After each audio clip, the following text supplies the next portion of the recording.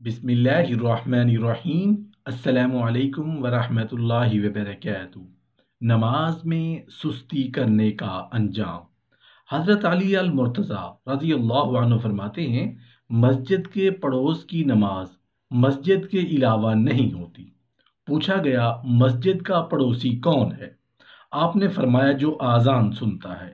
حضرت ابن عباس رضی اللہ عنہما سے مروی ہے کہ نبی کریم صلی اللہ علیہ وآلہ وسلم نے فرمایا، جب تم میں سے کوئی ایک سجدہ کرے تو اپنا چہرہ، ناک اور ہاتھ کی ہتھیلیاں زمین پر رکھے۔ اللہ تعالیٰ نے میری طرف وحی فرمائی کہ میں 7 اعضاء پر سجدہ کروں، یعنی پیشانی، ناک، دونوں ہتھیلیاں، گھٹنے اور قدموں کے اگلے حصے پر، اور میں بالوں اور کپڑوں کو نہ لپیٹوں۔ ایک روایت ہے کہ بنی اسرائیل کی ایک عورت حضرت موسیٰ علیہ السلام کی خدمت میں حاضر ہوئی اور اس نے عرض کی، اے اللہ کے رسول علیہ السلام، مجھ سے بہت بڑا گناہ سرزد ہوا اور میں نے بارگاہ خداوندی میں اس گناہ سے توبہ کر لی ہے۔ آپ اللہ تعالیٰ سے دعا مانگے کہ وہ میرے گناہ بخش دے اور میری دعا قبول فرمائے۔ حضرت موسیٰ علیہ السلام نے فرمایا، تیرا گناہ کیا ہے؟ اس نے عرض کیا، اے اللہ کے نبی، مجھ سے زنا سرزد ہوا جس سے میرے ہاں بچہ پیدا ہوا، پس میں نے اسے قتل کر دیا۔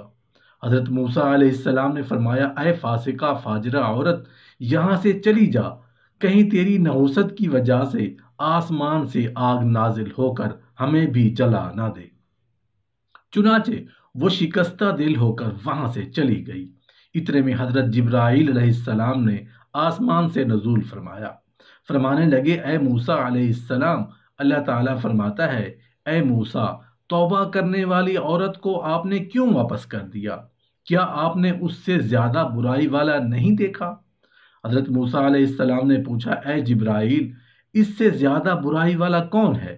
فرمایا، جو شخص جان بوجھ کر نماز چھوڑتا ہے۔ حضرت ابن عباس رضی اللہ عنہما سے مروی ہے کہ جب قیامت کا دن ہوگا تو ایک شخص لا کر اللہ تعالیٰ کے سامنے کھڑا کیا جائے گا۔ اللہ تعالیٰ اسے جہنم میں لے جانے کا حکم دے گا۔ وہ پوچھے گا، یا اللہ، کیوں؟ اللہ تعالیٰ فرمائے گا، اس لیے کہ تو وقت پر نماز نہیں پڑھتا تھا اور جھوٹی قسمیں کھاتا تھا۔ ایک حدیث ہے جس کا مفہوم کچھ اس طرح ہے کہ ایک دن رسول اللہ صلی اللہ علیہ وآلہ وسلم نے اپنے صحابہ کرام رضی اللہ تعالی عنہم کے بارے میں یوں دعا فرمائی، یا اللہ، ہم میں سے کسی کو بدبخت یا محروم نہ بنانا۔ پھر رسول اللہ صلی اللہ علیہ وآلہ وسلم نے از خود پوچھا، میرے صحابہ، کیا جانتے ہو کہ بدبخت محروم کون ہے؟ صحابہ کرام نے پوچھا، یا رسول اللہ، کون ہے؟ فرمایا، جو نماز نہیں پڑھتا۔ حضرت عمر بن خطاب رضی اللہ عنہ سے مروی ہے کہ نبی کریم صلی اللہ علیہ وآلہ وسلم نے فرمایا، ہر نمازی کی دائیں جانب ایک فرشتہ ہوتا ہے اور دوسرا فرشتہ بائیں جانب ہوتا ہے۔ اگر وہ نماز کو مکمل طور پر ادا کریں تو فرشتے اس نماز کو اوپر اللہ تعالیٰ کے پاس لے جاتے ہیں، اور اگر ناقص طور پر ادا کرے تو وہ اس کے منہ پر دے مارتے ہیں۔ حضرت امام بحیقی رحمۃ اللہ علیہ نے اپنی سند سے حضرت عبادہ بن صامت رضی اللہ عنہ سے روایت کیا ہے کہ نبی کریم صلی اللہ علیہ وآلہ وسلم نے فرمایا، جو شخص اچھی طرح وضو کرے پھر نماز کے لیے کھڑا ہو، اس کے رکوع، سجود اور قرات کو مکمل کرے تو نماز کہتی ہے، اللہ تعالیٰ تیری حفاظت کرے جس طرح تو نے میری حفاظت کی ہے۔ پھر اس نماز کو آسمان کی طرف لے جایا جاتا ہے اور اس کے لیے چمک اور نور ہوتا ہے، پس اس کے لیے آسمان کے دروازے کھولے جاتے ہیں حتیٰ کہ اسے اللہ تعالیٰ تک پہنچایا جاتا ہے، اور وہ اس نمازی کی شفاعت کرتی ہے۔ اگر وہ اس کا رکوع اور سجود اور قرات مکمل نہ کرے تو نماز کہتی ہے، اللہ تعالیٰ تجھے چھوڑ دے جس طرح تو نے مجھے ضائع کیا۔ پھر اس کو اس طرح آسمان کی طرف لے جایا جاتا ہے کہ اس پر تاریکی چھائی ہوتی ہے اور اس پر آسمان کے دروازے بند کر دیے جاتے ہیں۔ پھر اس کو پرانے کپڑے کی طرح لپیٹ کر اس نمازی کے منہ پر مارا جاتا ہے۔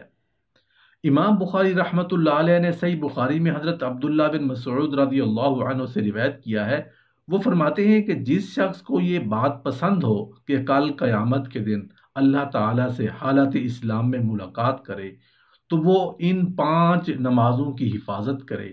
جب ان کے لیے اذان کہی جائے، بے شک اللہ تعالیٰ نے تمہارے نبی کریم صلی اللہ علیہ وآلہ وسلم کی ہدایت کے طریقے جاری کیے ہیں، اور یہ نماز ان طریقوں میں سے ایک ہے۔ اور اگر تم گھر میں نماز پڑھو جس طرح یہ پیچھے رہنے والا گھر میں پڑھتا ہے تو تم اپنے نبی کے طریقے کو چھوڑ دو گے، اور اگر تم نے اپنے نبی کریم صلی اللہ علیہ وآلہ وسلم کا طریقہ چھوڑا تو تم گمراہ ہو جاؤ گے۔ اور ہم دیکھتے تھے کہ نماز باجماعت سے یا تو وہ شخص پیچھے رہتا تھا جس کی منافقت واضح ہوتی، یا بیمار آدمی حاضر نہ ہوتا اور ایک شخص کو 2 آدمیوں کے سہارے سے لایا جاتا حتیٰ کہ وہ صف میں کھڑا ہوتا، یا فرمایا وہ نماز باجماعت کے لیے مسجد میں آتا۔ حضرت سعد بن ابی وقاص رضی اللہ عنہ فرماتے ہیں کہ میں نے نبی کریم صلی اللہ علیہ وآلہ وسلم سے ان لوگوں کے بارے میں پوچھا جو نماز میں سستی کرتے ہیں، تو آپ نے فرمایا وقت میں تاخیر کرنا، یعنی نماز کو وقت سے مؤخر کرنا، ان لوگوں کو نمازی قرار دیا، لیکن جب وہ سستی کرتے اور نماز کو وقت سے مؤخر کرتے ہیں تو اللہ تعالیٰ نے ان کو ویل سے ڈرایا اور سخت عذاب ہے۔ کہا گیا ہے یہ جہنم میں ایک وادی ہے، اگر اس دنیا کے پہاڑ جلائے جائیں تو وہ اس کی گرمی سے پگھل جائے۔ اور یہ ان لوگوں کا ٹھکانہ ہے جو نماز میں سستی کرتے اور وقت کے بعد قضا کر کے پڑھتے ہیں، مگر یہ کہ وہ بارگاہ خداوندی میں توبہ کریں اور اپنے کوتاہی پر نادم ہوں۔ حضرت عبداللہ بن مسعود رضی اللہ عنہ فرماتے ہیں جو نماز نہ پڑھے اس کا دین نہیں۔ حضرت ابن عباس رضی اللہ عنہما فرماتے ہیں جو شخص جان بوجھ کر ایک نماز بھی چھوڑے وہ اللہ تعالیٰ سے اس حالت میں ملاقات کرے گا کہ وہ اس پر ناراض ہوگا۔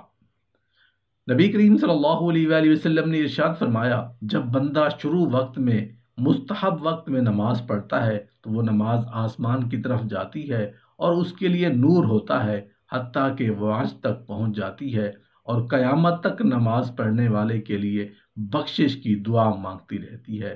وہ کہتی ہے اللہ تعالیٰ تیری حفاظت فرمائے جس طرح تو نے میری حفاظت کی۔ اور جب بندہ وقت کے بعد نماز پڑھتا ہے تو وہ آسمان کی طرف اس طرح جاتی ہے کہ اس پر تاریکی چھائی ہوتی ہے۔ جب وہ آسمان تک پہنچتی ہے تو وہ پرانے کپڑے کی طرح لپٹی ہوئی ہوتی ہے اور اسے اس نمازی کے منہ پر مارا جاتا ہے، اور وہ کہتی ہے اللہ تعالیٰ تجھے ضائع کرے جس طرح تو نے مجھے ضائع کیا ہے۔ ایک روایت ہے کہ بے نمازی قیامت کے دن اس طرح آئے گا کہ اس کے چہرے پر 3 سطروں میں لکھا ہوگا۔